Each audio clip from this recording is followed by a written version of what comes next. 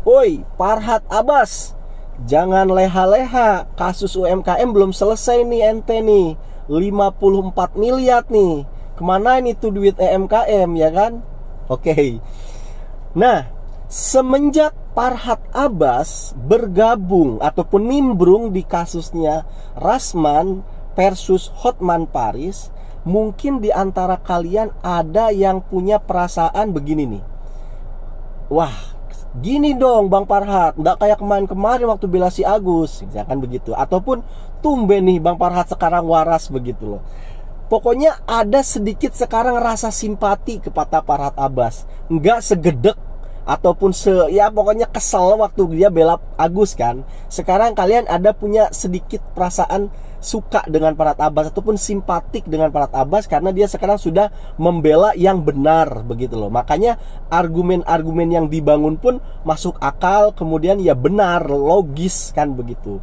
Tapi tahu nggak kalian, ketika otak kalian sudah mulai suka, sudah mulai simpatik dengan Farhad Abbas, itu tandanya kalian sedang termanipulasi oleh Farhad Abbas.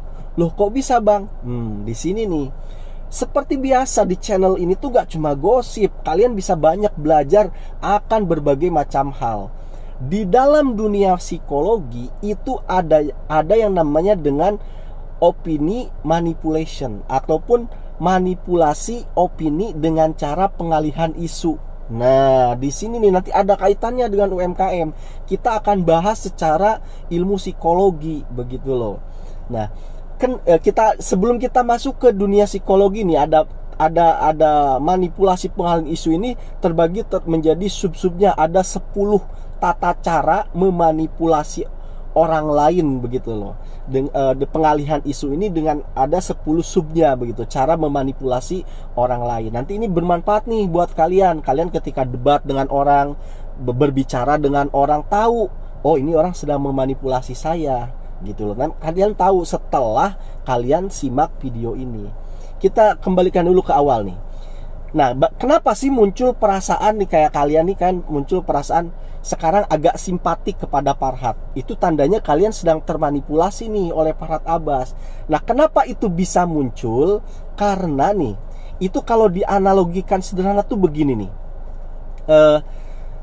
Ada anak-anak yang sering nongkrong di depan rumahmu nih ya, di perumahan kamu lah, kamu kan misalkan tinggal di perumahan. Nah, ini ada anak-anak yang selalu tawuran, ya kan? Anak ini selalu tawuran. Kamu tuh saking jengkel banget, pokoknya kesel banget nih sama anak ini. Tiap seminggu sekali tawuran, akhirnya rusak pagar rumahmu, rusak lampu tamanmu ya rusak gitu gara-gara anak-anak ini tawuran. Di suatu saat anak ini nggak tawuran sama sekali begitu loh. Sudah berbulan-bulan nggak tawuran, tetapi dia itu nongkrong di depan rumah kamu sambil minum-minum, sambil gonjreng-gonjreng, berisik-berisik tuh. Berisik, kamu terganggu. Tapi dia nggak tawuran tuh selama berbulan-bulan, sehingga kamu tuh muncul tuh di pikiran kamu ya kan. Ya udahlah, nggak apa-apa dia gonjreng-gonjreng berisik begitu, minum-minum di depan rumah ya kan, daripada tawuran. Nah begitu tuh loh. Nah ini sama, kondisi psikologis ini sama ketika kalian melihat Farhad Abbas begitu loh. Seberbulan-bulan kemarin dia itu belain si Agus, ngebangun logikanya bikin kalian tuh kesel. Ini orang sekolah kagak sih begitu loh. Argumen yang dibangun tuh kok lucu begitu loh, nggak logis, nggak masuk akal. Orang ini ngerti hukum nggak gitu loh. Dan berbulan-bulan kamu disuguhi dengan tingkah laku si Farhad yang nggak logis itu begitu loh. Kesel banget kan kamu tuh ya. Nah kemudian sekarang dia nimbrung di kasusnya Rasman, bikinlah dia itu kayak statement-statement begitu kan, argumen-argumen yang sedikit masuk akal. Itu kalian tuh ya lupa itu dengan tindakan Farhad waktu dia belain Agus. Akhirnya kalian pun sama.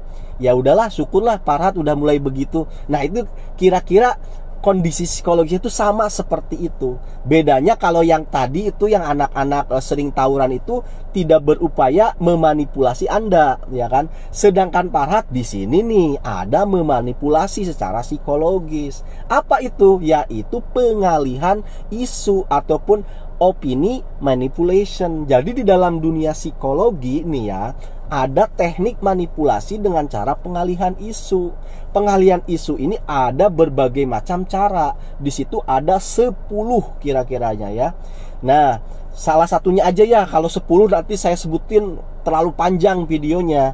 Salah satunya contoh ad hominem gitu loh. Ad hominem itu ketika kamu misalkan dalam debat nih, dalam debat ya kan, kamu tuh mulai tersudut, kalah ya kan. Di situ kamu mulai yang kamu serang ini dari sudut kepribadian begitu loh. Misalkan kamu lagi, misalkan contoh lah itu kayak kasusnya Nopi tuh. Nopi misalkan lagi berdebat dengan siapa, dan dia hampir kalah, akhirnya yang diserang itu adalah pribadinya Nopi. Kayak dianya suka kelabing, minum minuman Hammer misalkan begitu. Itu sebenarnya teknik manipulasi. Dia itu mengalihkan isu dari yang sebenarnya begitu loh, dari pokok permasalahan yang sebenarnya, sehingga pokok permasalahan itu kabur. Orang akhirnya lebih fokus kepada aib-aibnya Nopi. Memang itu adalah trik manipulasi dalam dunia psikologi, itu begitu gitu loh. Nah, ini salah satunya ad hominem. Nah, dari ke-10 itu yang akan saya soroti itu adalah teknik manipulasi pengalihan isu dengan cara yang diserang itu sisi emosi begitu loh. Nah, tujuannya apa sih pengalihan isu ini? Ya tujuannya sih supaya orang-orang ini tidak lagi terfokus kepada pokok permasalahan begitu loh ya. Makanya dialihkan isunya, sehingga orang-orang tuh digiring menjadi fokusnya kepada isu yang kita mau, sedangkan isu pokoknya, permasalahan utama itu dilupakan. Itu teknik dalam psikologi itu pengalihan isu itu. Nah, salah satunya tadi ada ad hominem, yang kedua adalah dengan teknik emosi begitu loh. Emosi itu apa sih? Ya seperti kan di setiap manusia punya emosi. Ada misalkan rasa suka, itu kan emosi. Rasa benci juga itu emosi gitu kan. Kasihan itu juga emosi.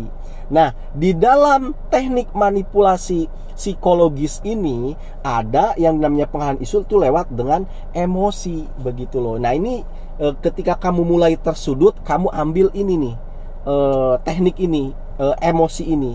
Apa? Misalkan lawan bicara kamu itu kita pahami emosinya apa, misalkan begitu. Oh, dia ini paling nggak suka nih kalau dia ini nih paling sensitif kalau misalkan dibahas tentang isu perselingkuhannya dia dengan istrinya. Oh, itu dia bakal marah banget. Padahal kamu misalkan sedang berdebat dengan dia itu tentang misalkan masalah ibu kota Nusantara misalkan. Nah, kamu tuh udah mulai terdesak tuh. Argumen yang dia bangun tentang ibu kota Nusantara itu dia lebih kuat daripada kamu, sedangkan kamu lebih lemah, kan kamu kalah. Maka diserang dari sudut itu tuh. Ya elah, ngapain sih bahas IKN lu ketinggian ya kan, argumen lu gini-gini ketinggian. Lu ngurusin bini lu aja kagak becus lu, ya kan? Ya kan, lu malah selingkuh. Tuh, emosinya kena tuh. Akhirnya fokusnya itu buyar. Yang tadinya dia punya banyak argumen tentang IKN, dia akhirnya fokusnya kemana? Ke perselingkuhan itu. Akhirnya disinilah kamu masuk, kamu arahkan di emosinya dia. Akhirnya nanti ngawur, dia sudah lagi tidak memikirkan tentang IKN. Menanglah kamu dalam perdebatan itu. Nah, ini begitu juga. Apa yang dilakukan Farhad itu adalah teknik manipulasi pengalihan isu. Isu utamanya apa? UMKM nilep duit 54 miliar begitu loh. Ya kan nih, UMKM tuh nitipin duit ke satu perusahaan ya kan. Perusahaannya kolab begitu loh. Mau disita oleh negara begitu loh ya, mau diurusin lah ya. Nah, supaya aman kata Farhad ini, udah duitnya titipin ke kami begitu loh.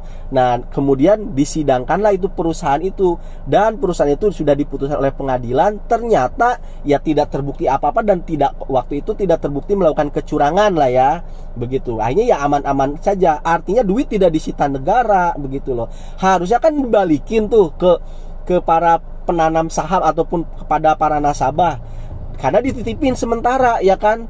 Oleh Farhad dipegang dulu, duitnya diamanin. Tapi sampai sekarang itu duit nggak dibalikin, masih diamankan oleh Farhad CS sama Elsa Sharif dan kawan-kawan, kan begitu tuh. Nah, itu isu utamanya itu di situ begitu loh. Nah, Farhad menggunakan teknik manipulasi psikologi. Masuklah dia dari strategi dari ke-10 itu yang di emosi begitu loh. Salah satunya dia itu memahami bahwasanya isu tentang UMKM ini akan surut kalau tidak ada sorotan dari netizen, begitu loh. Nah, maka ini satu kelemahan itu di situ kan, di Indonesia biasa ya, no viral no justice, begitu loh. Kalau ini sudah tidak lagi dibicarakan oleh netizen, akan menguap, selesai, begitu loh. Nah, Pak Arhat memahami itu. Kemudian orang-orang Indonesia tuh pelupa, mudah lupa, kemudian pemaaf, begitu loh. Nah, makanya ketika dia masuk, Pak Arhat itu memahami betul nih dengan emosi orang Indonesia. Nah, kemudian dia masuk nih, nimbrung di kasusnya Rasman dan Hotman Paris tuh, ya kan, masuk tuh di situ. Dan dia tahu nih emosi orang Indonesia tuh pemaaf, begitu. Dan betul saja, ketika dia ngebela yang benar, kan sekarang nih ngebela yang benar dia nih, ya kan, bikin argumennya yang logis dan apa, itu netizen Indonesia yang kemarin ngehujat dia, sekarang berbalik ngedukung dia, karena dia tahu emosi orang Indonesia itu ya begitu, pemaaf, begitu loh, mudah lupa, terbukti kan.